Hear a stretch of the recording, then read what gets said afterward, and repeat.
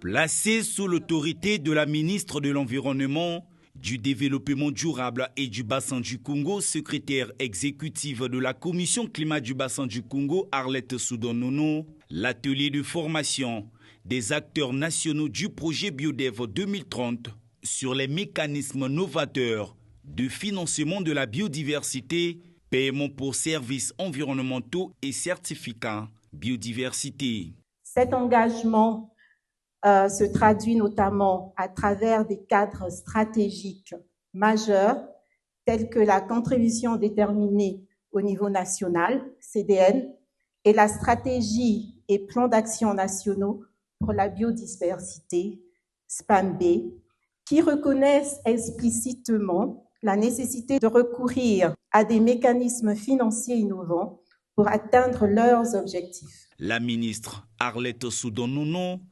au nom du président de la République, Denis Sassou Nguesso, a rappelé la responsabilité historique du Congo dans la protection de la biodiversité.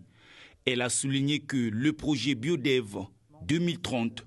marque le passage d'une conservation subie à une valorisation souveraine de la nature, tout en appelant à une reconnaissance économique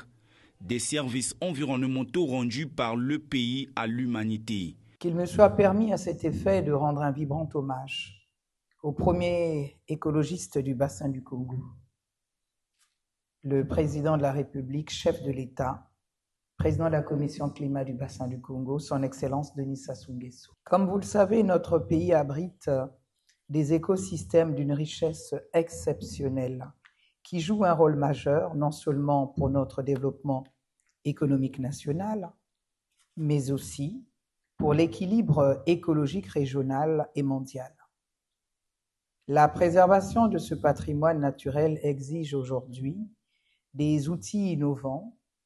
capables de concilier la protection de la biodiversité,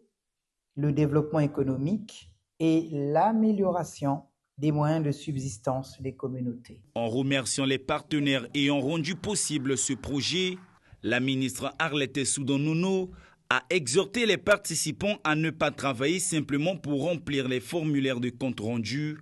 mais de travailler pour l'histoire afin que les générations futures puissent encore marcher sous la canopée de nos forêts.